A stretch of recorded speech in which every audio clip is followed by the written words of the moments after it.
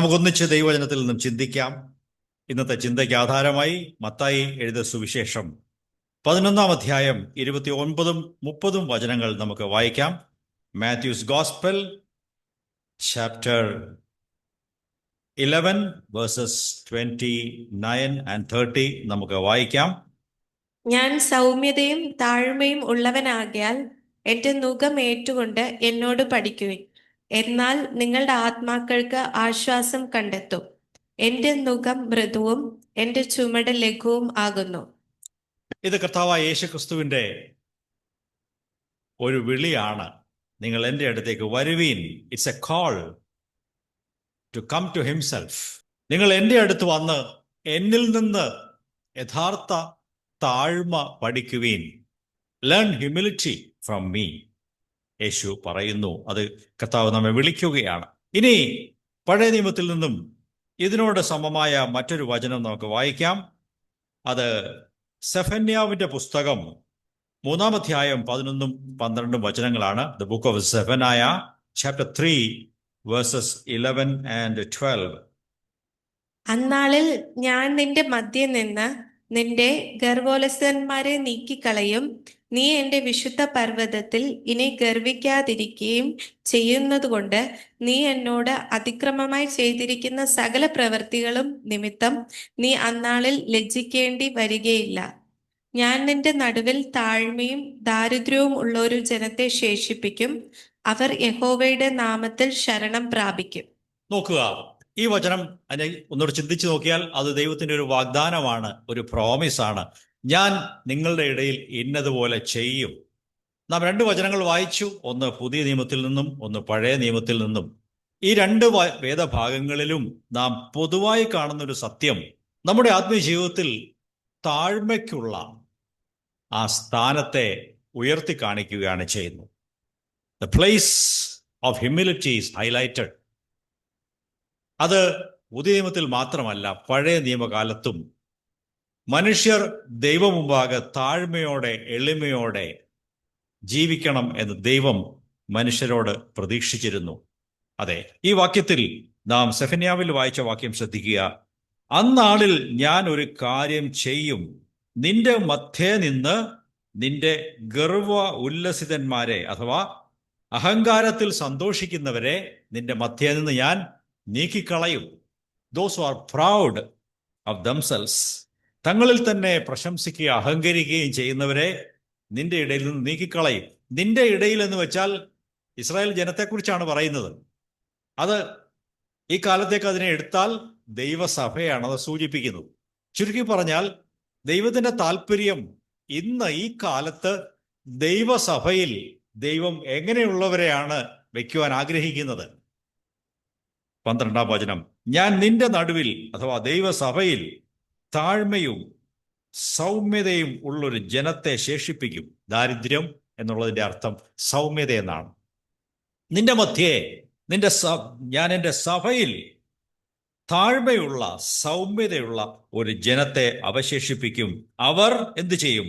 യഹോവയുടെ നാമത്തിൽ ശരണം പ്രാപിക്കും. ഈ വചനം ധ്യാനിച്ചുകൊള്ളുക സഹോദരങ്ങളെ. ഇത് നമുക്ക് വേണ്ടിയാണ്, ദൈവസഭയ്ക്ക് വേണ്ടിയുള്ള വചനമാണ്. നിന്റെ മധ്യേ, in the church I will keep such a group of people. ഇങ്ങനെയുള്ളവരെ ഞാൻ സഭയിൽ നിലനിർത്തും. അല്ലാത്തവരെ സഭയിൽ ദൈവം നിലനിർത്തുകയില്ല എന്നും അതിൻ്റെ ഒരു മറുവശം എടുക്കാൻ പറ്റും. എങ്ങനെയുള്ളവരെയാണ്?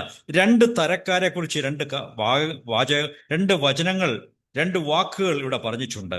1 താഴ്മയുള്ളവർ, 2 ദാരിദ്ര്യം അഥവാ സൗമ്യതയുള്ളവർ. എന്താണ് താഴ്മയും സൗമ്യതയും തമ്മിലുള്ള വ്യത്യാസം? ചുരുക്കത്തിൽ പറഞ്ഞാൽ, താഴ്മ, ഒരുവൻ ദൈവമുമ്പാകെ വരുമ്പോൾ മനത്താഴ്മയോടെ കടന്നു വരണം. അതാണ് താഴ്മയെന്ന് പറയുന്നത്. Humble before God. ഇനി സൗമ്യത മനുഷ്യരുടെ മുമ്പിലാണ്. മനുഷ്യരോട് ഇടപെടുമ്പോൾ നാം സൗമ്യന്മാരായി, സൗമ്യതയുള്ളവരായി, ജെന്റിൽനെസ്സോടുകൂടെ ആയിരിക്കണം എന്ന് ദൈവം ആഗ്രഹിക്കുന്നു. ഇത് 2 ഒരേ കാര്യമാണെങ്കിലും ദൈവത്തിന്റെ മുമ്പാകെ താഴ്മയുള്ള എളിമയുള്ള ഹൃദയം, മനുഷ്യരുടെ മുമ്പിൽ എളിമയും അതിനോടൊപ്പം സൗമ്യതയും ഒരു നല്ല മനസ്സും ഒരു ധിക്കാരത്തോടെ സംസാരിക്കാത്ത ഒരു താഴ്മ എളിമയുള്ള ഒരു മനസ്സും, ഇത് 2 ഒരേ കാര്യങ്ങളാണ്. എന്നാൽ ദൈവത്തോടും മനുഷ്യരോടും ഉള്ള ബന്ധത്തിൽ അതിനെ രണ്ടായിട്ട് ഇവിടെ ചിത്രീകരിച്ചിരിക്കുന്നു. ഞാൻ പറഞ്ഞു വന്നത്, ദൈവസഭയിൽ ഇന്ന് ദൈവം നോക്കുന്നത് ഇങ്ങനെയുള്ള മനുഷ്യരെയാണ്. ദൈവത്തോട് ഭയവും താഴ്മയും എളിമയും ഉള്ള മനുഷ്യർ, മനുഷ്യരുടെ മുമ്പാകെ സൗമ്യതയും എളിമയും ഉള്ള, അവരോടും മര്യാദയ്ക്ക് സ്നേഹത്തോടെ താഴ്മയോടെ ഇടപെടുന്ന ആളുകൾ. ആ കൂട്ടത്തിൽ നാം ഉണ്ടോ? ദൈവം പറയുകയാണ്, ഞാൻ നിന്റെ നടുവിൽ ഈ 2 ഗുണവിശേഷങ്ങളുള്ളവരെ അവശേഷിപ്പിക്കും. അവർ യഹോവയുടെ നാമത്തിൽ ശരണം പ്രാപിക്കും. 11-ാം വാക്യത്തിൽ പറയുന്നു, നിന്റെ മധ്യേ നിന്ന് അഹങ്കാരികളെ, അഹങ്കാരത്തിൽ സന്തോഷിക്കുന്നവരെ, നിഗളികളെ, പൊങ്ങച്ചക്കാരെ, ദുശാഠ്യം പറയുന്നവരെ ഒക്കെ ഞാൻ നീക്കിക്കളയും. അവർ ധാർഷ്ട്യക്കാരാണ്, ഗർവിക്കുന്നവരാണ്, അവരെ ഞാൻ നീക്കിക്കളയും. ദൈവമക്കളെ, ഈ കാര്യം ഓർമ്മയിലിരിക്കട്ടെ. ആർക്കാണ് ദൈവസഭയിൽ, ക്രിസ്തുവിന്റെ സഭയിൽ അവസാനത്തോളം തുടരുവാൻ സാധിക്കുന്നത്? Those who are humble, those who are meek. താഴ്മയുള്ളവരും സൗമ്യതയുള്ളവരും എളിമയുള്ളവരുമായ ഒരു ജനത്തെയാണ് ദൈവം തൻ്റെ സഭയിൽ ക്രിസ്തുവിനോട് ചേർത്ത് പണിയുവാൻ ആഗ്രഹിക്കുന്നത്. ഓക്കെ, ഇനി ഞാൻ ചോദിക്കട്ടെ, എന്താണ് ഹ്യൂമിലിറ്റി? എൻ്റെ വിഷയം അതാണ്. Humility, the mark of a Christian. താഴ്മ അഥവാ സൗമ്യത എന്നുള്ളത് ഒരു ക്രിസ്ത്യാനിയുടെ അടയാളമാകുന്നു എന്നുള്ളതാണ് നാം ഇന്ന് ചിന്തിക്കുന്ന വിഷയം. അത് നമ്മുടെ ജീവിതമായിട്ട് ചേർത്ത് വെച്ച് നമുക്ക് ചിന്തിക്കാം. എന്താണ് ഈ താഴ്മ അഥവാ സൗമ്യത? അതെന്തല്ല എന്ന് പറയാം. അത് പുറമേ ഉള്ള ഒരു ഷോ അല്ല. എല്ലാവരെയും കാണിക്കാൻ വേണ്ടി എളിമയോടെ താഴ്മയോടെ ഇങ്ങനെ പാവമായിട്ട് ഇങ്ങനെ നടക്കുന്നതല്ല സൗമ്യത അല്ലെങ്കിൽ താഴ്മ എന്ന് പറയുന്നത്. മറിച്ച് അത് ആന്തരികമായ ഒരു സ്വഭാവമാണ്. അത് ഹൃദയത്തിൻ്റെ ഒരു മനോഭാവമാണ്. ദൈവത്തോട് ദൈവഭയവും താഴ്മയും, മനുഷ്യരോട് സൗമ്യതയും എളിമയും സ്നേഹവും, ഇതൊക്കെ ചേരുന്നതാണ് ഈ താഴ്മ, ഹ്യൂമിലിറ്റി എന്ന് പറയുന്നത്. അല്ലെങ്കിൽ വേറെ രീതി പറഞ്ഞാൽ, നിങ്ങളുടെ അധികാരികളുടെ മുൻപിൽ, ദൈവമാണ് ഏറ്റവും പരമമായ അധികാരമെന്ന് പറയുന്നത്, ഏറ്റവും വലിയ പരമാധികാരി ദൈവം തന്നെയാണ്. ദൈവത്തിൻ്റെ മുമ്പിൽ നമുക്ക് താഴ്മ വേണം. അതുപോലെ നമ്മുടെ മേൽ ദൈവം ആക്കി വെച്ച ആത്മീയ അധികാരങ്ങളുണ്ട്. സഭയിൽ ദൈവദാസന്മാരുണ്ട്. ചില സഭകൾ അവരെ എൽഡേഴ്സ് എന്ന് വിളിക്കും, ചിലയിടത്ത് പാസ്റ്റർമാരെന്ന് വിളിക്കും, ചിലയിടത്ത് പ്രസ്ബിറ്റർമാരെന്ന് വിളിക്കും. ഏത് പേരിൽ വിളിച്ചാലും സഭയെ നയിച്ചു കൊണ്ടുപോകുന്നവർ എന്നാണ് ആ വാക്കിന്റെ അർത്ഥം. Those who take care of the sheep are the shepherds. അവർക്ക് മാതൃകയായി അവരെ മുമ്പിൽ നടന്ന് നയിക്കുന്ന ദൈവം ചുമതലപ്പെടുത്തിയ ആളുകളാണ് മൂപ്പന്മാർ, ഇടയന്മാർ എന്നൊക്കെ പറയുന്നവർ. അങ്ങനെയുള്ളവരുടെ മുൻപിൽ നിങ്ങൾ ഓരോരുത്തരും, വിശ്വാസികൾ, ദൈവമക്കളൊക്കെയും അതോറിറ്റീസിന്റെ മുൻപിൽ താഴ്മയോടെ എളിമയോടെ വർത്തിക്കുവാൻ പരിശീലിക്കേണ്ടത് ആവശ്യമാണ്. ഞാൻ സഭയെക്കുറിച്ചാണ് പറഞ്ഞത്. ഇനി നമ്മുടെ രാജ്യത്ത് അധികാരികളെ ദൈവമാക്കിയിട്ടുണ്ട്, ഇല്ലേ? ഭരണാധിപന്മാരും മന്ത്രിമാരും മുഖ്യമന്ത്രിമാരും വലിയ മന്ത്രിമാരും ഒക്കെ ആക്കിയിട്ടുണ്ട്. അവർക്ക് വേണ്ടി പ്രാർത്ഥിക്കുവാൻ ദൈവവചനം പറയുന്നു. എല്ലാ അധികാരികളോടും നാം താഴ്മയോടെ എളിമയോടെ ബഹുമാനത്തോടെ ഇടപെടേണ്ടത് ആവശ്യമാണ്. ഭവനത്തിൽ ഇതുപോലെ ആത്മീയ അധികാരങ്ങളുണ്ട്. അവിടെയും നിങ്ങൾക്ക് താഴ്മ ആവശ്യമാണ്. ഭാര്യമാരോട് ദൈവം പറയുന്നു, നിങ്ങളുടെ ഭർത്താക്കന്മാർക്ക് ബഹുമാനം കൊടുക്കുവീൻ, അവർക്ക് വിധേയപ്പെട്ടിരിക്കുവീൻ, കീഴ്പ്പെട്ട് അവരെ അനുസരിച്ച് പോകുവീൻ എന്ന് ഭാര്യമാരോട് പറയുന്നു. ഭാര്യമാർ മിക്കപേരും അത് കാര്യമായിട്ട് എടുത്ത് അത് അനുസരിക്കാറുണ്ട്. എന്നാൽ എല്ലാവരും അങ്ങനെ ചെയ്യണമെന്നാണ് ദൈവം ആഗ്രഹിക്കുന്നത്. മക്കളെക്കുറിച്ച് പറഞ്ഞാൽ, നിങ്ങളുടെ അമ്മയപ്പന്മാർക്ക് കീഴ്പ്പെട്ട് വിധേയപ്പെട്ട് അവർക്ക് ബഹുമാനവും അനുസരണവും കൊടുത്ത് നിങ്ങൾ ജീവിക്കണം എന്ന് മക്കളോട് ദൈവവചനം പറയുന്നു. നിങ്ങൾ തൊഴിലെടുക്കുന്ന സ്ഥലത്ത് നിങ്ങളുടെ അധികാരികളുണ്ട്. അവർ നിങ്ങളുടെ സുപ്പീരിയേഴ്സാണ്, അധികാരികളാണ്. അവരുടെ മുമ്പിൽ താഴ്മയോടെ എളിമയോടെ ജീവിക്കേണ്ടത് ആവശ്യമാണ്, പ്രവർത്തിക്കേണ്ടത് ആവശ്യമാണ്. ഇങ്ങനെ താഴ്മ സൗമ്യത എന്ന് പറഞ്ഞാൽ പുറമെ കാണിക്കുന്ന ഒരു കാര്യമല്ല, ആന്തരികമായ ഒരു മനോഭാവമാണ്. It is an attitude of heart എന്ന് പറയാൻ സാധിക്കും. കർത്താവായ യേശു ക്രിസ്തുവിന്റെ ഒരു ദൃഷ്ടാന്തം നമുക്ക് എടുത്തു നോക്കാം. യേശു ഈ ഭൂമിയിലായിരുന്നപ്പോൾ താൻ എങ്ങനെയാണ് ഇടപെട്ടത്, തൻ്റെ മനോഭാവം എങ്ങനെയായിരുന്നു എന്ന് ഫിലിപ്പിയർക്ക് എഴുതിയ പുസ്തകത്തിൽ കാണാൻ സാധിക്കും. ഫിലിപ്പിയർ 2-ാം അധ്യായം 5 മുതലുള്ള ചില വചനങ്ങൾ നമുക്ക് വായിക്കാം. The book of Philippians chapter 2 verses 5 onwards വായിക്കാം. ക്രിസ്തുയേശുവിലുള്ള ഭാവം തന്നെ നിങ്ങളിലും ഉണ്ടായിരിക്കട്ടെ. അവൻ ദൈവരൂപത്തിലിരിക്കെ ദൈവത്തോടുള്ള സമത്വം മുറുകെ പിടിച്ചു കൊള്ളണം എന്ന് വിചാരിക്കാതെ ദാസരൂപമെടുത്ത് മനുഷ്യ സാദൃശ്യത്തിലായി തന്നെത്താൻ ഒഴിച്ച് വേഷത്തിൽ മനുഷ്യനായി വിളങ്ങി തന്നെത്താൻ താഴ്ത്തി മരണത്തോളം, ക്രൂശിലെ മരണത്തോളം തന്നെ അനുസരണമുള്ളവനായി തീർന്നു. അതുകൊണ്ട് ദൈവവും അവനെ ഏറ്റവും ഉയർത്തി സകല നാമത്തിനും മേലായ നാമം നൽകി. ഇവിടെ കർത്താവായ യേശുവിനെ കുറിച്ച് നാം വായിച്ചു കേട്ടു. നാം പലപ്പോഴും ഇത് വായിച്ചു കേട്ടിട്ടുണ്ട്. വളരെ മനോഹരമായ ഒരു ചെറിയ കവിതയാണ് ഈ വാക്യങ്ങൾ എന്ന് പറയുന്നത്. ആദ്യ നൂറ്റാണ്ടിൽ അച്ചടിച്ച ബൈബിളൊന്നും വിശ്വാസികളുടെ കയ്യിലില്ലായിരുന്നു. അവരൊക്കെ അപ്പോസ്തലന്മാരൊക്കെ പറഞ്ഞു കൊടുത്ത വചനങ്ങളെ മനപ്പാഠം പഠിച്ച് ഉരുവിട്ട് അത് വീണ്ടും വീണ്ടും പറഞ്ഞാണ് അവർ വചനം പഠിച്ചിരുന്നത്. ആ കാലത്ത് യേശുവിൻ്റെ മനുഷ്യത്വം സംബന്ധിച്ചും യേശു തന്നെത്താൻ താഴ്ത്തി എങ്ങനെ ഒരു മനുഷ്യനായി തീർന്നുള്ളതിനെ കുറിച്ചും ആ കാലത്തെ വിശ്വാസികൾ പാടിക്കൊണ്ട് ഉരുവിട്ടുകൊണ്ട് നടന്ന ഒരു കവിതയാണ് 5 മുതൽ 9 വരെയുള്ള വാക്യങ്ങൾ. അതിനെ കെനോസിസ് എന്ന് വേദശാസ്ത്രജ്ഞന്മാരൊക്കെയും പറയാറുണ്ട്. കെനോസിസ് എന്ന് പറഞ്ഞാൽ വലിയവൻ എങ്ങനെ ചെറിയവനായി താഴേക്ക് ഇറങ്ങി വന്ന് മനുഷ്യരുമായിട്ടും ഏകീഭവിച്ചു എന്നുള്ളതാണ് കെനോസിസ് എന്ന് പറയുന്നത്. ഇത് നിങ്ങൾ വായിച്ച് എല്ലാവരും മനപ്പാഠം പഠിക്കണം.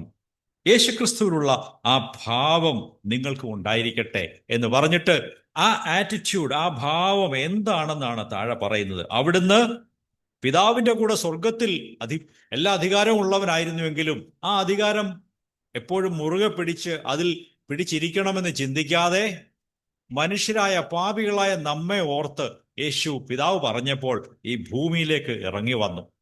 പിന്നെ എന്തു ചെയ്തു? ഒരു ദാസന്റെ രൂപം എടുത്തു, മനുഷ്യനെ പോലെ ഈ ഭൂമിയിലേക്ക് ഇറങ്ങി വന്നു. തന്നെത്താൻ 2 കാര്യങ്ങൾ ചെയ്തു. ഒന്ന്, തന്നെത്താൻ ഒഴിച്ചു, തൻ്റെ ദൈവികമായ അധികാരങ്ങളെയൊക്കെ മാറ്റിവെച്ചു. ഈ എംപ്റ്റീഡ് ഹിംസെൽഫ്. തന്നെത്താൻ ചെയ്ത കാര്യമാണ്. ആദ്യം തന്നെത്താൻ എംപ്റ്റി ചെയ്തു, തൻ്റെ അധികാരങ്ങളും അവകാശങ്ങളും ഒക്കെ മാറ്റിവെച്ചു. തൻ്റെ ദൈവത്വം ഒഴിച്ചു വെച്ചില്ല, അത് ഓർക്കണം. He was God. ദൈവത്വം ഒഴിച്ചു വെക്കാൻ യേശു ഒരിക്കലും ആഗ്രഹിച്ചില്ല, അത് ചെയ്യുകയുമില്ല. അവിടുന്ന് ദൈവമാണ്. എന്നാൽ ദൈവത്തോടുള്ള ആ സമത്വം മാറ്റിവെച്ചിട്ടൊരു മനുഷ്യനായി ഇറങ്ങി വന്നു, തന്നെത്താൻ ശൂന്യനാക്കി. He emptied himself. പിന്നെ താൻ എന്ത് ചെയ്തു? തന്നെത്താൻ താഴ്ത്തി. He humbled himself. ഇക്കാര്യം നിങ്ങൾ ധ്യാനിച്ചു കൊള്ളണം. യേശുവിൻ്റെ ആ മാതൃക എനിക്ക് നിങ്ങൾക്കും ഇന്ന് പിന്തുടരുവാൻ ദൈവം വെച്ചിരിക്കുന്ന കാര്യമാണ്. He emptied himself first, then he humbled himself. He became a man. അവിടുന്ന് ഒരു മനുഷ്യനായി തീർന്നു എന്ന് മാത്രമല്ല, ക്രൂശിലെ മരണത്തോളം പിതാവിനെ അനുസരിച്ചു. അതുകൊണ്ട് ദൈവം അവിടുത്തെ യേശുവിനെ ഏറ്റവും ഉയർത്തി വലിയ ഉയർന്ന നാമം നൽകി. ഈ കാര്യങ്ങൾ മനസ്സിലിരിക്കട്ടെ. ഇത് ആളുകൾ ഇപ്പോൾ ഡിസംബർ ക്രിസ്മസ് ആയിട്ട് ആഘോഷിക്കുന്ന സന്തോഷമുള്ള ഒരു സമയമാണ്. യേശു ഒരു പുൽക്കൂട്ടിൽ ജാതനായി ഏറ്റവും പാവപ്പെട്ട ഒരു കുടുംബത്തിലാണ് ജനിച്ചു വീണത്. സമ്പന്നനായി, ധനികനായി, വലിയ അധികാരമുള്ളവനായിട്ടൊന്നുമല്ല ജനിച്ച്, ഏറ്റവും എളിയ ഒരു നിലയിലേക്കാണ് യേശു ഇറങ്ങി വന്നത്. അത് യേശുവിൻ്റെ ആ തന്നെത്താൻ താഴ്ത്തിയ അനുഭവമാണ് വിളിച്ചറിയിക്കുന്നത്. ഈ കാര്യങ്ങളുമായിട്ട് നമ്മുടെ ജീവിതത്തെ ഒന്ന് തുലനം ചെയ്യുക. നമുക്ക് ഈ താഴ്മ ഇഷ്ടമാണോ? ഇതിനെ നിങ്ങൾ ആഗ്രഹിക്കുന്നുണ്ടോ? അതിൽ നിങ്ങൾ സംതൃപ്തരാണോ? ഹൃദയങ്ങളെ പരിശോധിക്കാം. യേശു തന്നെത്താൻ താഴ്ത്തി, തന്നെത്താൻ ശൂന്യനാക്കി. ആ യേശു നമുക്കൊരു മാതൃകയാണ്. ആ യേശു തന്നെത്താൻ താഴ്ത്തിയിട്ടാണ് പറഞ്ഞത്, എൻ്റെ അടുക്കൽ വരുവീൻ, എൻ്റെ അടുക്കൽ വന്ന് നിങ്ങൾ താഴ്മ ഒന്ന് പഠിക്കുവീൻ. Learn humility of heart from me. എൻ്റെ അടുത്ത് വന്ന് ഈ കാര്യങ്ങളൊക്കെ നിങ്ങൾ പഠിക്കുക. എൻ്റെ ജീവിതത്തിൽ നോക്കിയാൽ നിങ്ങൾക്ക് താഴ്മ കാണാം. You can learn humility from me. പ്രിയപ്പെട്ടവരെ, താഴ്മ ദൈവമക്കൾ നിഘണ്ടുവിൽ നിന്നല്ല പഠിക്കുന്നത്, നാട്ടുകാരെ നോക്കിയല്ല പഠിക്കുന്നത്, മറ്റുള്ളവരെ നോക്കിയല്ല പഠിക്കുന്നത്. യേശുവിനെ, സാക്ഷാൽ കർത്താവായ യേശു ക്രിസ്തുവിനെ നോക്കിയാണ് നാം താഴ്മ പഠിക്കേണ്ടത്. അത് ഫിലിപ്പി ലേഖനത്തിൽ അപ്പോസ്തലനായ പൗലോസ് രേഖപ്പെടുത്തിയിരിക്കുന്ന ഈ കെനോസിസ് എന്ന ഈ പാരഗ്രാഫിലുണ്ട്. അത് നമ്മുടെ ധ്യാനമായിരിക്കട്ടെ. യേശുവേ, എൻ്റെ ജീവിതവും ഈ ഒരു അനുഭവത്തിലേക്ക് എന്നെയും നടത്തണമേ, ഈ താഴ്മയിലേക്ക് എന്നെ നടത്തണമേ. അങ്ങനെയുള്ളവർക്ക് മാത്രമേ ക്രിസ്തുവിൻ്റെ സഭയിൽ അംഗങ്ങളായി തുടരുവാൻ കഴിയുകയുള്ളൂ. നാം അത് സെഫന്യാവിൽ വായിച്ചല്ലോ. അഹങ്കാരികളെയും ധാർഷ്ട്യക്കാരെയും അവരെ ഞാൻ വെളിയിലാക്കും. അവർക്ക് നിങ്ങളുടെ ഇടയിൽ ഒരു സ്ഥാനം ഉണ്ടാവുകയില്ല എന്ന് ദൈവം അന്ന് ഇസ്രായേൽക്കാരോട് പറഞ്ഞു. അങ്ങനെയെങ്കിൽ ഇന്നും അത് സത്യമാണ്. താഴ്മയുള്ളവരെയാണ് ദൈവം തൻ്റെ ശരീരമായ സഭയിൽ പണിതുകൊണ്ടിരിക്കുന്നത്. ഞാനും നിങ്ങളും ഈ താഴ്മയുടെ ഈ ലേവലോടുകൂടെ എത്ര കാലം നിൽക്കും? അത് വളരെ നിർണായകമായ ഒരു ചോദ്യമാണ്. ഒന്ന് രണ്ട് ദൃഷ്ടാന്തങ്ങൾ ഞാൻ കാണിക്കാം. രാജാവായ ദാവീദ്, അദ്ദേഹം ഇസ്രായേൽ ദേശത്തെ ഏറ്റവും മഹാനായ ഒരു വലിയ രാജാവായിരുന്നു. എന്നാൽ താൻ ഒരിക്കൽ വലിയ മോശമായ പാപത്തിൽ വീണുപോയി. വ്യഭിചാരവും കൊലപാതകവും ഒരേ സമയം നടത്തി ദൈവത്തിന് ദുഃഖമുണ്ടാക്കിയ ഒരു മനുഷ്യൻ. എന്നാൽ ദൈവം പ്രവാചകനെ അയച്ച് അയാളുടെ മുഖത്ത് നോക്കി ചൂണ്ടിപ്പറഞ്ഞു. എന്തു പറഞ്ഞു? ആ മനുഷ്യൻ നീയാണ്, ആ തെറ്റ് ചെയ്ത മനുഷ്യൻ, ആ പാപി നീയാണ് എന്ന് പറഞ്ഞപ്പോൾ ദാവീദിന്റെ മനോഭാവം തന്നെത്താൻ ന്യായീകരിക്കാൻ ശ്രമിച്ചില്ല. അയ്യോ, അത് ഇന്ന സാഹചര്യം കൊണ്ട് അങ്ങനെ സംഭവിച്ചത്, ഇന്ന പ്രശ്നം കൊണ്ട് അങ്ങനെ ഉണ്ടായത് എന്നൊന്നും പറഞ്ഞില്ല. യെസ്, ഞാനാണ് ആ പാപി എന്ന് ദൈവത്തോട് ഏറ്റുപറഞ്ഞു. തൻ്റെ പാപങ്ങളെക്കുറിച്ച് അനുതപിച്ചു, തന്നെത്താൻ താഴ്ത്തി. 51 സങ്കീർത്തനം എല്ലാ യഹൂദന്മാർക്കും ഇന്ന് നമുക്കുമൊക്കെ വായിക്കാനായിട്ട് എഴുതി വച്ചിരിക്കുന്നു. അയ്യോ, ഞാൻ മഹാപാപിയായ മനുഷ്യൻ, ഞാൻ ദോഷം ചെയ്തു.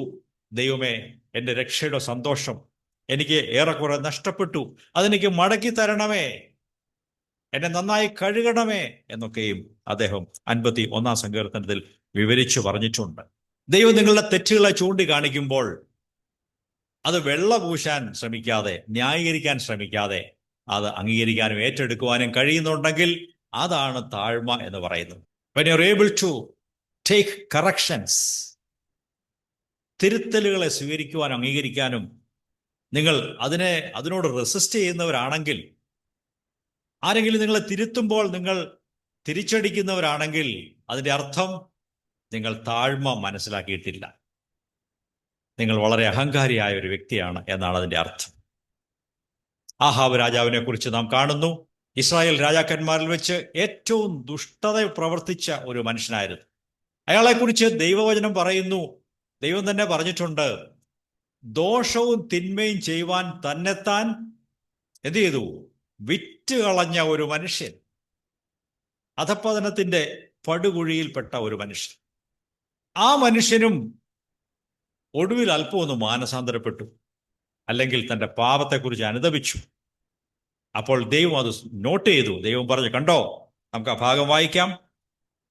1 രാജാക്കൾ 21 അധ്യായം 29 വാക്യം നോക്കാം. 1 Kings chapter 21 verse 29. ആഹാബ് എന്റെ മുമ്പാകെ തന്നെത്താൻ താഴ്ത്തിയത് കണ്ടുവോ? അവൻ എന്റെ മുമ്പാകെ തന്നെത്താൻ താഴ്ത്തിയത് കൊണ്ട് ഞാൻ അവന്റെ ജീവകാലത്ത് അനർത്ഥം വരുത്താതെ അവന്റെ മകന്റെ കാലത്ത് അവന്റെ ഗൃഹത്തിന് അനർത്ഥം വരുത്തും എന്ന് കൽപ്പിച്ചു. ആഹാബ് രാജാവ് തന്നെത്താൻ താഴ്ത്തി. He humbled himself. ഒരു വലിയ രാജാവിന് തന്നെത്താൻ താഴ്ത്തുക എന്ന് പറഞ്ഞാൽ അഭിമാന പ്രശ്നമുണ്ട്. അത്ര എളുപ്പമല്ല. എങ്കിലും ഇത്ര ദുഷ്ടത ചെയ്ത ഈ മനുഷ്യൻ ഒരു പ്രത്യേക സാഹചര്യം വന്നപ്പോൾ അവൻ തന്നെത്താൻ താഴ്ത്തി. അതെങ്ങനെ സംഭവിച്ചു എന്ന് 27 വാക്യത്തിൽ വായിക്കാം. വേഴ്സ് 27. ആഹാബ് ആ വാക്ക് കേട്ടപ്പോൾ വസ്ത്രം കീറി തന്റെ ദേഹം പറ്റെ രട്ടെടുത്തുകൊണ്ട് ഉപവസിച്ചു. രട്ടിൽ തന്നെ കിടക്കുകയും സാവധാനമായി നടക്കുകയും ചെയ്തു. ദൈവം പ്രവാചകനെ അയച്ച് ആഹാബിനോട് കർശനമായ വാക്കുകൾ സംസാരിച്ചപ്പോൾ ആഹാബ് അതിൽ ദൈവത്തിന്റെ മുമ്പാകെ തന്നെ താൻ താഴ്ത്തി, ചാക്കുവസ്ത്രം ധരിച്ച് ഭക്ഷണം വെടിഞ്ഞ് പ്രാർത്ഥിച്ചു. ദൈവത്തോട് നിലവിളിച്ച് കരഞ്ഞു, ദൈവമേ ക്ഷമിക്കണമേ എന്നേറ്റു പറഞ്ഞ് പ്രാർത്ഥിച്ചപ്പോൾ ദൈവം ആ ദുഷ്ടമനുഷ്യനോട് കരുണ കാണിച്ചു. അയാൾ കൊലപാതകിയാണ്, ദോഷം ചെയ്തവനാണ്, വിഗ്രഹങ്ങളെ പൂജിച്ച് ജനങ്ങളെ അതിനുവേണ്ടി നിർബന്ധിച്ചവനാണ്. പക്ഷേ ദൈവം ആഹാബിനോട് കരുണ കാണിച്ചു. എന്നാൽ അവൻ തന്നെത്താൻ താഴ്ത്തി എന്ന് കണ്ടപ്പോഴാണ് ദൈവം അവനോട് കരുണ ചെയ്തത്. പ്രിയ സഹോദരങ്ങളെ, നാം ആരും തെറ്റ് ചെയ്യാത്തവരില്ല. നമുക്ക് തെറ്റുകൾ സംഭവിക്കും. എന്നാൽ തെറ്റ് ചെയ്യുന്നതിൻ്റെ അവകാശമാണെന്ന് ആരും ചിന്തിക്കരുത്. അതിനെക്കുറിച്ച് അറിയുമ്പോൾ എത്രയും പെട്ടെന്ന് അനുതപിച്ച് മാനസാന്തരപ്പെട്ട് തിരുത്തി താഴ്മയോടെ ദൈവമുമ്പാകെ വന്ന് നമ്മുടെ കാര്യങ്ങളെ ശരിപ്പെടുത്തുന്നവരാണ് അനുഗ്രഹം പ്രാപിക്കുന്നത്. അതിന് നിങ്ങൾക്ക് മനസ്സുണ്ടോ? ഇന്ന് രാവിലെ കർത്താവ് നമ്മോട് അത് പറയുന്നു. ഈ വർഷത്തിന്റെ അവസാനമാണ്. ദൈവം നമ്മോട് പറയുന്നു, എത്രയും പെട്ടെന്ന് മാനസാന്തരപ്പെട്ടുകൊള്ളുക, എത്രയും പെട്ടെന്ന് നിങ്ങൾ തന്നെ താഴ്ത്തിക്കൊള്ളുക. പുതിയ നിയമത്തിലേക്ക് വരാം. അവിടെ മനോഹരമായ ഒരു ദൃഷ്ടാന്തമുണ്ട്. മത്തായി എഴുതിയ സുവിശേഷം 15-ാം അധ്യായത്തിൽ ഒരു വിജാതീയ സ്ത്രീ തന്റെ മകളുടെ സൗഖ്യത്തിനായി യേശുവിനെ സമീപിക്കുന്നു. മാത്യൂസ് ഗോസ്പൽ ചാപ്റ്റർ 15 അതിന്റെ 21-ാം വാക്യം മുതൽ വായിക്കാം. Verse 21 onwards. യേശു അവിടം വിട്ട് സോർ സീദോൻ എന്ന പ്രദേശങ്ങളിലേക്ക് വാങ്ങിപ്പോയി. ആ ദേശത്തു നിന്ന് ഒരു കനാന്യ സ്ത്രീ വന്ന് അവനോട്, കർത്താവേ, ദാവീദ് പുത്ര, എന്നോട് കരുണ തോന്നണമേ, എന്റെ മകൾക്ക് ഭൂതോപദ്രവം കഠിനമായിരിക്കുന്നു എന്ന് നിലവിളിച്ചു പറഞ്ഞു. ഈ സ്ത്രീ എന്തിനാണ് യേശുവിന്റെ അടുത്ത് വന്നത്? ഭൂതബാധയുള്ള തന്റെ മകളെ യേശുവെ അവിടുന്ന് സൗഖ്യമാക്കണമേ എന്ന് യേശുവിന്റെ അടുത്ത് പറയാൻ വേണ്ടിയാണ് അവൾ നിലവിളിച്ചുകൊണ്ട് വന്നത്. ആ മകളുടെ അവസ്ഥ വളരെ ശോചനീയമായിരുന്നു. ഭൂതം അവളെ വല്ലാതെ കഷ്ടപ്പെടുത്തുന്നു, ഉപദ്രവിക്കുന്നു. അവൾക്ക് സുബോധമില്ല. ഈ യേശു ദൂരെ നിന്ന് ഗലീലയിൽ നിന്ന് വന്നെന്ന് ഈ സ്ത്രീ എങ്ങനെയോ അറിഞ്ഞു. യേശു പക്ഷെ രഹസ്യമായിട്ടാണ് പോയത്. ഈ സ്ത്രീ എങ്ങനെ അറിഞ്ഞു എന്ന് നമുക്ക് അറിഞ്ഞുകൂടാ. എന്നാൽ ആവശ്യക്കാര് ഇതൊക്കെ കണ്ടെത്തും. അന്വേഷിക്കുന്നവർ, ദൈവത്തെ അന്വേഷിക്കുന്നവർക്ക് അതിനുള്ള വഴി ദൈവം കാണിച്ചു കൊടുക്കും. മറ്റാരും അറിഞ്ഞില്ല എങ്കിലും ആ വീട്ടിൽ യേശുവിന്റെ അടുത്ത് വന്ന ആ സ്ത്രീ നിലവിളിച്ചു പറഞ്ഞു, എന്നെ സഹായിക്കണമേ. വായിക്കാം. അവൻ അവളോട് ഒരു വാക്കും ഉത്തരം പറഞ്ഞില്ല. അവന്റെ ശിഷ്യന്മാർ അടുക്കൽ വന്ന്, അവൾ നമ്മുടെ പിന്നാലെ നിലവിളിച്ചുകൊണ്ട് വരുന്നു, അവളെ പറഞ്ഞയക്കണമേ എന്ന് അവനോട് അപേക്ഷിച്ചു. അതിന് അവൻ, ഇസ്രായേൽ ഗൃഹത്തിലെ കാണാതെ പോയ ആടുകളുടെ അടുക്കലേക്കല്ലാതെ എന്നെ അയച്ചിട്ടില്ല എന്നുത്തരം പറഞ്ഞു. എന്നാൽ അവൾ വന്ന്, കർത്താവേ, എന്നെ സഹായിക്കണമേ എന്ന് പറഞ്ഞ് അവനെ നമസ്കരിച്ചു. അവനോ, മക്കളുടെ അപ്പം എടുത്ത് നായ്ക്കുട്ടികൾക്ക് ഇട്ടുകൊടുക്കുന്നത് നന്നല്ല എന്നുത്തരം പറഞ്ഞു. അതിന് അവൾ, അതേ കർത്താവേ, നായ്ക്കുട്ടികളും ഉടയവരുടെ മേശയിൽ നിന്ന് വീഴുന്ന നുറുക്കുകൾ തിന്നുന്നുണ്ടല്ലോ എന്ന് പറഞ്ഞു. യേശു അവളോട്, സ്ത്രീയെ, നിന്റെ വിശ്വാസം വലിയത്, നിന്റെ ഇഷ്ടം പോലെ നിനക്ക് ഭവിക്കട്ടെ എന്നുത്തരം പറഞ്ഞു. ആ നാഴിക മുതൽ അവളുടെ മകൾക്ക് സൗഖ്യം വന്നു. ഈ ഭാഗം വായിച്ചാൽ നമുക്ക് പരിചയമുണ്ട്. ഈ കനാന്യ സ്ത്രീ, അവൾ യഹൂദ സ്ത്രീ അല്ല, ഒരു പുറജാതിക്കാരിയാണ്. അവൾ യേശുവിന്റെ അടുത്ത് വന്ന് തന്റെ ആവശ്യം പറഞ്ഞു. എന്നാൽ യേശുവും ശിഷ്യന്മാരും അവളെ നിരുത്സാഹപ്പെടുത്തി സംസാരിച്ചു. 4 പ്രാവശ്യം നെഗറ്റീവായ ഉത്തരമാണ് കിട്ടിയത്. സാധ്യമല്ല.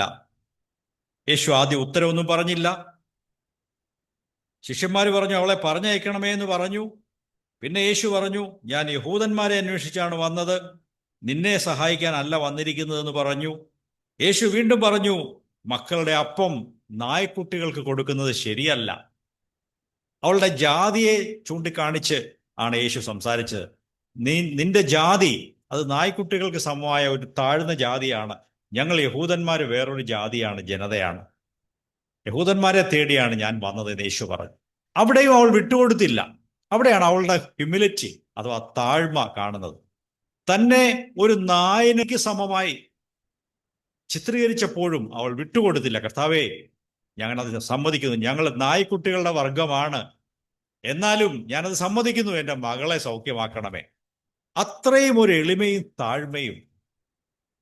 നായെന്ന് വിളിച്ചപ്പോൾ, അതേ കർത്താവേ, ഞാൻ നായയുടെ ലെവലിലാണ് എന്ന് സമ്മതിക്കുന്ന ഒരു മനസ്ഥിതി.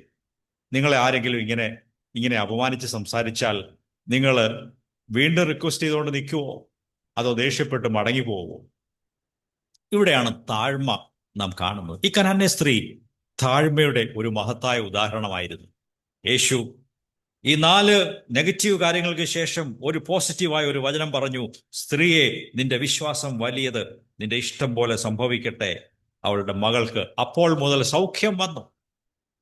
ഈ ദൃഷ്ടാന്തങ്ങളിലൊക്കെയും താഴ്മയെക്കുറിച്ച് നാം കണ്ടു. നമ്മുടെ കർത്താവായ യേശു താഴ്മയുടെ ഏറ്റവും ഉത്തമ ഉദാഹരണമാണ്. ദാവീദ് രാജാവ് തിരുത്തപ്പെട്ടപ്പോൾ അവിടെ കോപിച്ചില്ല, ഏറ്റെടുത്തു, തന്നെത്താൻ താഴ്ത്തി പ്രാർത്ഥിച്ചു, മനം തിരിഞ്ഞു. ആഹാബ് രാജാവ് എല്ലാ ദോഷങ്ങളും ചെയ്യുവാൻ തന്നെത്താൻ വിറ്റുകളഞ്ഞവനായിരുന്നുവെങ്കിലും ദൈവശബ്ദം കേട്ടപ്പോൾ തന്നെത്താൻ താഴ്ത്തി, ചാക്കുവസ്ത്രം ധരിച്ച് ദൈവത്തോട് അനുതാപത്തോടെ പ്രാർത്ഥിച്ചു, കരഞ്ഞു പ്രാർത്ഥിച്ചു. ആ വലിയ ശിക്ഷാവിധി തൽക്കാലത്തേക്ക് മാറ്റിക്കിട്ടി ആഹാബിന്. കനാന്യ സ്ത്രീ, അവളെ ഏറ്റവും മോശമായ അവളുടെ ജാതിപ്പേര് പറഞ്ഞ് അവളോട് സംസാരിച്ചിട്ടും വിട്ടുകൊടുത്തില്ല. വീണ്ടും താഴ്മയോടെ യേശുവിൻ്റെ അടുത്ത് നിന്ന് പ്രാർത്ഥിച്ച് സംസാരിച്ച് അവൾ അനുഗ്രഹം നേടിയെടുത്തു. ഈ ദൃഷ്ടാന്തങ്ങൾ നമ്മുടെ മനസ്സിലിരിക്കട്ടെ. ഇനിയും അനേക ദൃഷ്ടാന്തങ്ങൾ ബൈബിളിലുണ്ട്. ഇതൊക്കെ നമ്മോട് പറയുന്നത്, നിങ്ങൾ ഗർവിക്കരുത്, അഹങ്കരിക്കരുത്, ധാർഷ്ട്യക്കാരാകരുത്, പൊങ്ങച്ചം വിചാരിക്കരുത്, താഴ്മയോടെ എളിമയോടെ ജീവിക്കണം എന്നുള്ളതാണ്. ഓക്കെ, ഇനിയും മറ്റൊരു കാര്യം കൂടെ ഇതുമായിട്ട് ബന്ധപ്പെട്ട് പറയാം. ഈ താഴ്മയുടെ അടയാളങ്ങൾ എന്തൊക്കെയാണ്? Which are the marks of true humility? അതും നാം അറിഞ്ഞിരിക്കേണ്ടത് ആവശ്യമാണ്.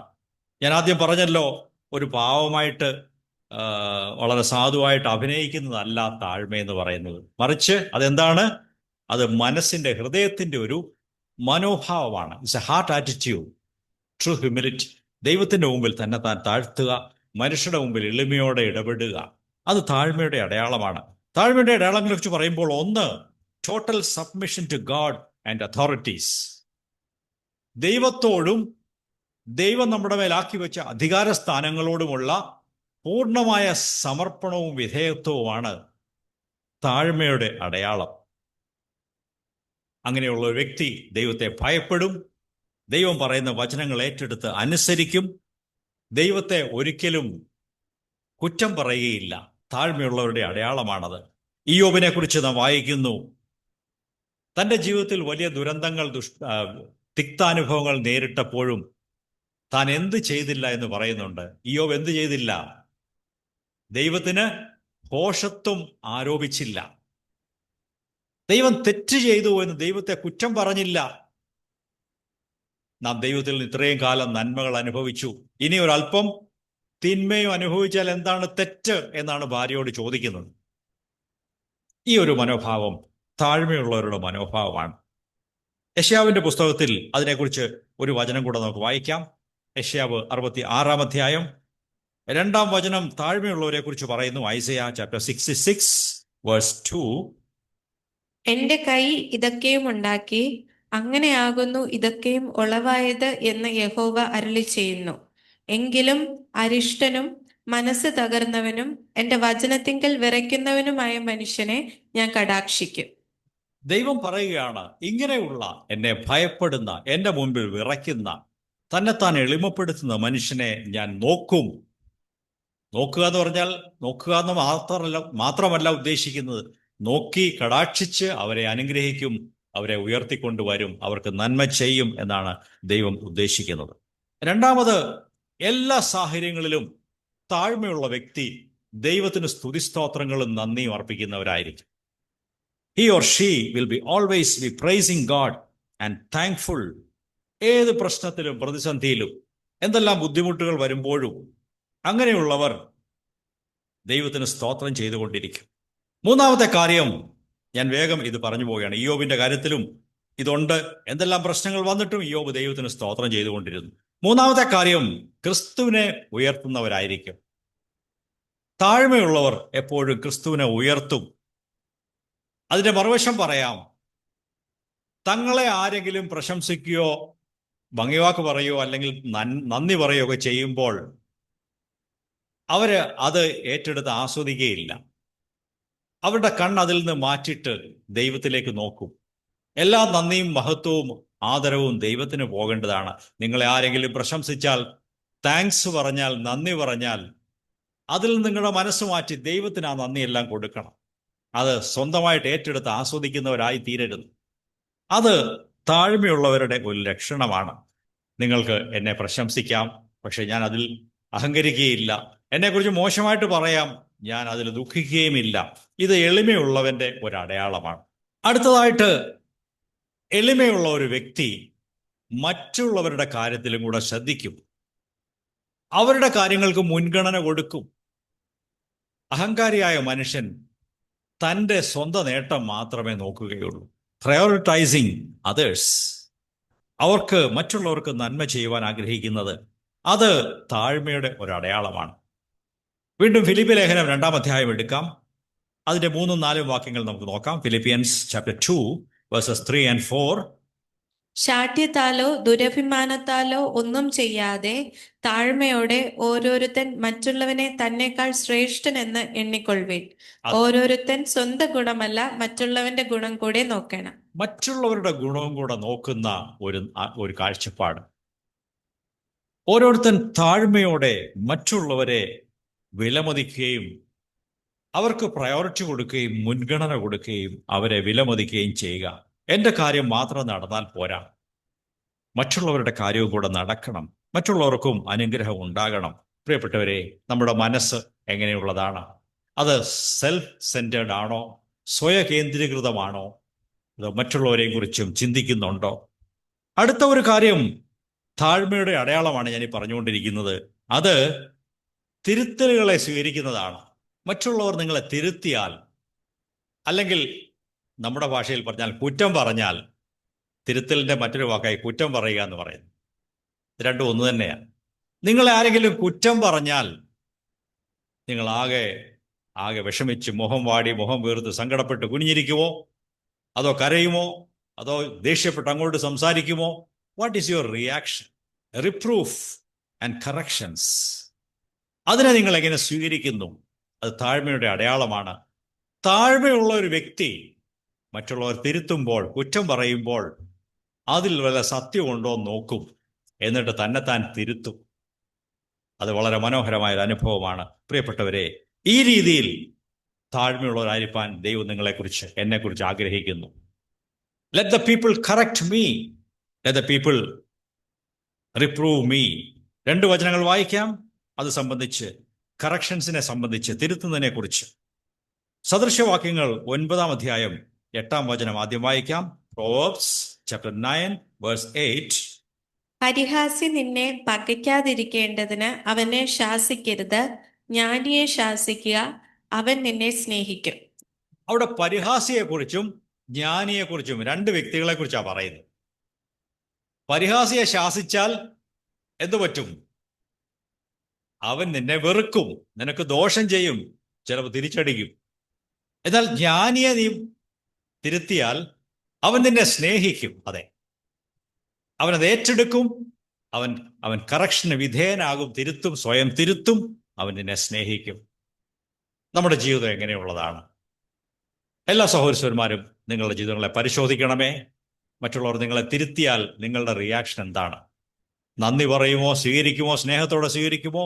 അതോ മനസ്സാകെ കലുഷിതമായി എന്നെ കുറ്റം പറഞ്ഞു, എന്നെ തിരുത്തി, എന്നോട് എങ്ങനെ പറഞ്ഞു, ഇങ്ങനെ പറഞ്ഞു? അങ്ങനെയെങ്കിൽ നിങ്ങൾ അഹങ്കാരികളാണ് എന്നുള്ളതാണ് ഈ പറഞ്ഞതിൻ്റെ അർത്ഥം. A humble person is easy to be corrected.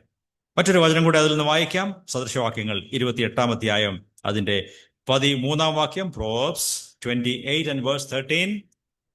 തന്റെ ലംഘനങ്ങളെ മറയ്ക്കുന്നവന് ശുഭം വരികയില്ല, അവയെ ഏറ്റുപറഞ്ഞ് ഉപേക്ഷിക്കുന്നവനോ കരുണ ലഭിക്കും.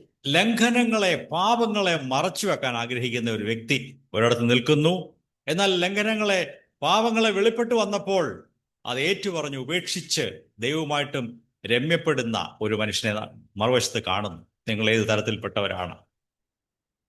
നിങ്ങളെ ആരും തിരുത്തരുത്, ആരും കുറ്റം പറയരുത്, ആരും നിങ്ങളെക്കുറിച്ച് മോശമായി സംസാരിക്കരുത് എന്നാഗ്രഹിക്കുന്ന ആളാണെങ്കിൽ തെറ്റുകളെ മറയ്ക്കുന്നവരുടെ കൂട്ടത്തിലാണ്. അങ്ങനെയെങ്കിൽ അവർക്ക് എന്തു വരികയില്ല? ശുഭം, അനുഗ്രഹം ഉണ്ടാവുകയില്ല. ദൈവത്തിൻ്റെ അനുഗ്രഹവും ശുഭവും ഉണ്ടാകണമെങ്കിൽ തെറ്റുകളെ ഏറ്റെടുത്ത് സമ്മതിച്ച് അതിനെ തിരുത്തി നിങ്ങൾ ശരിയാകണം. ദൈവം നമ്മെക്കുറിച്ച് അത് ആഗ്രഹിക്കുന്നു. Accepting reproof is a mark of true humility. തിരുത്തലുകൾ സ്വീകരിക്കുന്നത് താഴ്മയുടെ അടയാളമാകുന്നു. ഒടുവിലായി, ഇനി പല കാര്യങ്ങളും പറയാനുണ്ടാകും. ഞാൻ ചുരുക്കമായി 5-6 കാര്യങ്ങളാണ് പറയുന്നത്. ഒടുവിലായി, താഴ്മയുള്ളവർക്ക് ജയകരമായ ഒരു ക്രിസ്ത്യ ജീവിതം ദൈവം വാഗ്ദത്തം ചെയ്തിട്ടുണ്ട്. അതാണ് ഏറ്റവും മുഖ്യമായത്. A victorious and overcoming life has been promised to the humble people. 2 വചനങ്ങൾ അതിനാധാരമായി നോക്കാം. യാക്കോബിന്റെ പുസ്തകം 4-ാം അധ്യായം 6-ാം വാക്യം. James chapter 4 verse 6. എന്നാൽ അവൻ അധികം കൃപ നൽകുന്നു, അതുകൊണ്ട് ദൈവം നിഗളികളോട് എതിർത്ത് നിൽക്കുകയും താഴ്മയുള്ളവർക്ക് കൃപ നൽകുകയും ചെയ്യുന്നു എന്ന് പറഞ്ഞിരിക്കുന്നു. ദൈവം അഹങ്കാരികളോട് എപ്പോഴും എതിർത്ത് നിൽക്കുന്നു. God is not happy with a proud. എന്നാൽ താഴ്മയുള്ളവർക്ക് ദൈവം കൃപ നൽകുന്നു. ഇതേ കാര്യം യാക്കോബ് മാത്രമല്ല, പത്രോസും പറഞ്ഞിട്ടുണ്ട്. പത്രോസ് 5:5 നിങ്ങൾ പിന്നെ വായിച്ചാൽ മതി. അവിടെ പറയുന്നു, ദൈവം താഴ്മയുള്ളവർക്ക് കൃപ നൽകുന്നു. അവൻ തക്ക സമയത്ത് നിങ്ങളെ ഉയർത്തേണ്ടതിന് ദൈവത്തിന്റെ ബലമുള്ള കൈക്കീഴെ താണിരിക്കുവീൻ, നിങ്ങൾ താഴ്മയോടിരിക്കുവീൻ എന്ന് പറയുന്നു. അങ്ങനെ താഴ്മയോടിരിക്കുന്നവർക്ക് ദൈവം കൃപ നൽകുന്നു. ആ കൃപ ലഭിക്കുന്നവർക്കാണ് പാപത്തെ അതിജീവിക്കുവാൻ സാധിക്കുന്നത്. റോമർ 6:14 കൂടെ വായിക്കാം. Romance chapter 6:14. നിങ്ങൾ ന്യായപ്രമാണത്തിനല്ല കൃപയ്ക്ക് അത്രേ അധീനരാകിയാൽ പാപം നിങ്ങളിൽ കർത്തൃത്വം നടത്തുകയില്ലല്ലോ. അതെ, നാം ആദ്യം വായിച്ച യാക്കോബിലെ വാക്യവും ഈ വാക്യവും ചേർത്ത് വായിക്കണം. താഴ്മയുള്ളവർക്ക് ദൈവം കൃപ നൽകുന്നു. ആ കൃപയുടെ കീഴിലായിരിക്കുന്നവർക്ക് പാപത്തിന്റെ അധികാരത്തിൽ നിന്നും വിടുതൽ കിട്ടുന്നുവെന്ന് റോമർ 6:14 നാം വായിച്ചു. Sin shall not be master over your life. നിങ്ങൾ ദൈവകൃപയിൽ താഴ്മയോടെ ജീവിച്ചാൽ നിങ്ങൾക്ക് കൃപ ധാരാളം ലഭിക്കും. നിങ്ങളുടെ മേൽ പാപം അധികാരി ആയിരിക്കുകയില്ല. താഴ്മയുടെ 6 അടയാളങ്ങൾ, അതിൻ്റെ പുറമേയുള്ള അടയാളങ്ങളാണ് നാം ചിന്തിച്ചത്. 1, ദൈവത്തോടും ദൈവം ആക്കി വെച്ച അധികാര സ്ഥാനങ്ങളോടും സബ്മിറ്റ് ചെയ്ത് താഴ്മയോടെ അനുസരിച്ച് ജീവിക്കും. 2, എല്ലാ സമയത്തും ദൈവത്തിന് നന്ദിയും ആരാധനയും സ്തോത്രവും അർപ്പിക്കും. 3, അത് ക്രിസ്തുവിനെ ഉയർത്തും. തങ്ങളിലേക്ക് മഹത്വവും ആദരവും ഒക്കെ വന്നാൽ അവരതിൽ നിന്ന് മുഖം തിരിച്ച് അത് കർത്താവിന് ഏൽപ്പിച്ചു കൊടുക്കും. അത് സ്വയം സ്വീകരിക്കുകയില്ല. മറ്റുള്ളവരോട് അവർക്ക് വേണ്ടി അവർ ചിന്തിക്കും. Prioritising others. മറ്റുള്ളവർക്ക് മുഖ്യത്വം കൊടുക്കും, അവർക്ക് പരിഗണന കൊടുക്കും എന്ന് നാം കാണുന്നു. 5, തെറ്റുകളെ തിരുത്തപ്പെടുമ്പോൾ അല്ലെങ്കിൽ ആളുകൾ നിങ്ങളെ കുറ്റം പറയുമ്പോൾ ആ കുറ്റം ഉള്ളതാണെങ്കിൽ അത് മനസ്സിലാക്കി സ്വീകരിച്ച് ഏറ്റെടുത്ത് അത് തിരുത്തുന്നവരാണ് താഴ്മയുള്ളവർ. ഒടുവിലായി നാം പറഞ്ഞു, താഴ്മയുള്ളവർക്ക് ജയകരമായ, പാപത്തെ അതിജീവിക്കുന്ന ഒരു ജയകരമായ ജീവിതം ദൈവം വാഗ്ദാനം ചെയ്തിട്ടുണ്ട്. കർത്താവിന് മഹത്വം ഉണ്ടാകട്ടെ. നാം താഴ്മയെക്കുറിച്ച് അനേക കാര്യങ്ങൾ ചിന്തിച്ചു. താഴ്മയുള്ളവർക്കാണ് ദൈവം തൻ്റെ സഭയിൽ ഇരിപ്പിടം കൊടുത്തിരിക്കുന്നത്. നിങ്ങൾക്ക് അവസാനത്തോളം ദൈവസഭയിൽ നിലനിൽക്കണമെങ്കിൽ നിങ്ങൾ താഴ്മയുള്ളവരായിരിക്കേണ്ടത് ആവശ്യമാണ്. എന്നാൽ ഈ താഴ്മയുടെ എതിർപദം എന്താണ്? What is the opposite of humility? അതിൻ്റെ എതിർപദം പ്രൈഡ് അഥവാ അഹങ്കാരം, നിഗളം, ധാർഷ്ട്യം, പൊങ്ങച്ചം. ഇതെല്ലാം ഒരേ കുടുംബത്തിൽപ്പെട്ട വാക്കുകളാണ്. അത് നാം ആ ഒരു തുലനം ചെയ്യൽ കാണണമെങ്കിൽ ക്രിസ്തുവിനെയും സാത്താനെയും കൂടെ നോക്കണം. എല്ലാ താഴ്മയും എല്ലാ നിസ്വാർത്ഥ സ്നേഹവും ക്രിസ്തുവിൽ കുടികൊള്ളുന്നു. എല്ലാ അഹങ്കാരവും എല്ലാ സ്വാർത്ഥതയും പിശാചിൽ കുടികൊള്ളുന്നു. നാം ഏത് പക്ഷത്താണ് എന്ന് ചിന്തിക്കുക. ദൈവമേ, ഞാനൊരു സ്വാർത്ഥനാണോ? എൻ്റെ കാര്യം മാത്രമേ ഞാൻ ശ്രദ്ധിക്കുന്നുള്ളൂ? ഞാൻ അഹങ്കാരിയാണോ? ധാർഷ്ട്യവും ധിക്കാരവും ഉള്ള മനുഷ്യനാണോ? നമ്മെ തന്നെ പരിശോധിക്കാം. സാത്താനെക്കുറിച്ച് നാം ഇങ്ങനെ വായിക്കുന്നു. 2 തെസ്സലോനിക്കർ 2-3-4 വചനങ്ങളിൽ അവിടെ എഴുതിയിട്ടുണ്ട്. 2 Thessalonians chapter 2 verses 3 and 4 വായിക്കാം. ആരും ഏത് വിധേനയും നിങ്ങളെ ചതിക്കരുത്. ആദ്യമേ വിശ്വാസത്യാഗം സംഭവിക്കുകയും നാശയോഗ്യനും അധർമ്മമൂർത്തിയുമായവൻ വെളിപ്പെടുകയും വേണം. അവൻ ദൈവാലയത്തിൽ ഇരുന്നു കൊണ്ട് ദൈവം എന്ന് നടിച്ച് ദൈവം എന്നോ പൂജാ വിഷയം എന്നോ പേരുള്ള സകലത്തിനും മീതെ തന്നെത്താൻ ഉയർത്തുന്ന എതിരാളി അത്രേ. ഇവിടെ പിശാചിനെ കുറിച്ച് പറയുന്നു.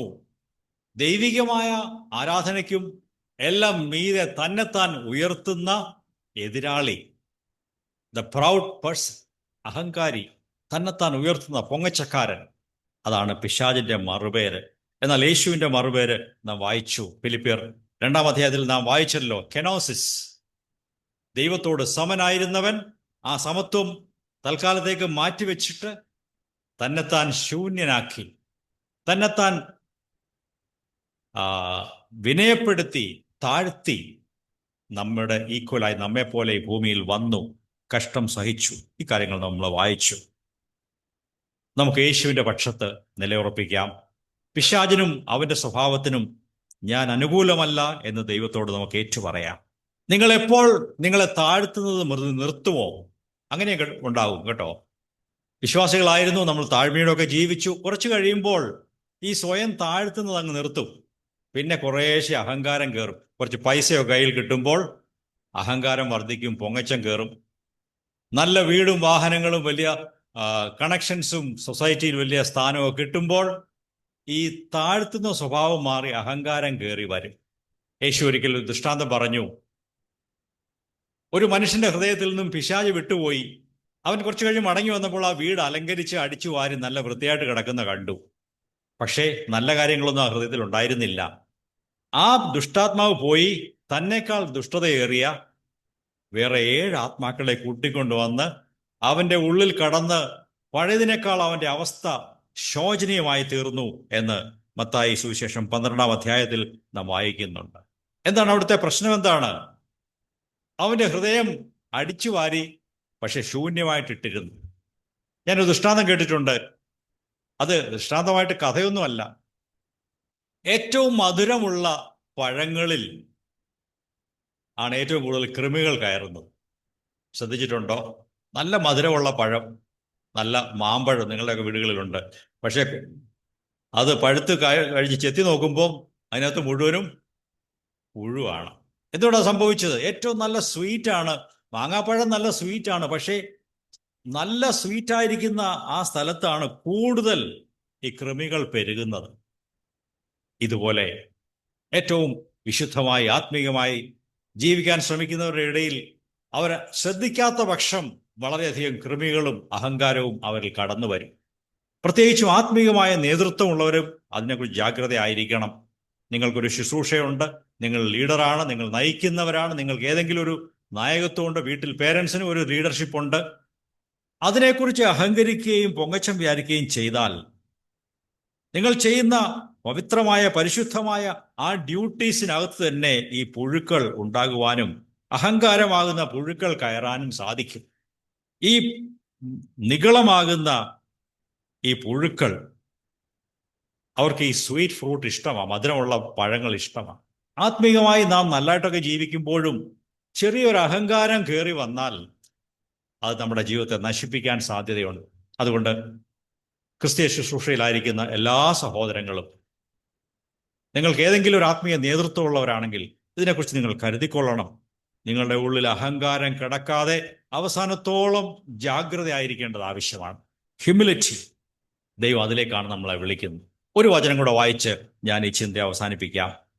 ദൈവം ഇവിടെ ഇരിക്കുന്ന എന്നെ കേൾക്കുന്ന സകല വ്യക്തികളെയും താഴ്മയിലേക്ക് ഇൻവൈറ്റ് ചെയ്യുന്നു, വിളിക്കുന്നു. God is calling you to humility, a life of humility. മീഖായുടെ പുസ്തകം 6-ാം അധ്യായം 8-ാം വചനം വായിക്കാം. Micah chapter 6 and verse 8. മനുഷ്യ, നല്ലതെന്തെന്ന് അവൻ നിനക്ക് കാണിച്ചു തന്നിരിക്കുന്നു. ന്യായം പ്രവർത്തിക്കുവാനും ദയാതൽപരനായി ഇരിക്കുവാനും നിന്റെ ദൈവത്തിന്റെ സന്നിധിയിൽ താഴ്മയോടെ നടക്കുവാനും അല്ലാതെ എന്താകുന്നു യഹോവ നിന്നോട് ചോദിക്കുന്നത്? ദൈവം നിന്നോട് ആവശ്യപ്പെടുന്നത് എന്താണ്? 3 കാര്യങ്ങൾ പറഞ്ഞിരിക്കുന്നു. നീതിയും ന്യായവും പ്രവർത്തിക്കുക, ദയ കാണിക്കുക, പിന്നെ നിന്റെ ദൈവത്തിന്റെ മുമ്പിൽ താഴ്മയോടെ ജീവിക്കുക. This is a call to live in humility before God and in meekness and gentleness before people. ദൈവം നിങ്ങളെ അനുഗ്രഹിച്ചിട്ടുണ്ടെങ്കിൽ, നിങ്ങൾക്ക് ഭൗതികമായ സ്വത്തോ അനുഗ്രഹമോ നൽകിയിട്ടുണ്ടെങ്കിൽ അതിൽ പ്രശംസിക്കരുത്. താഴ്മയോടെ ജീവിച്ചുകൊള്ളുക.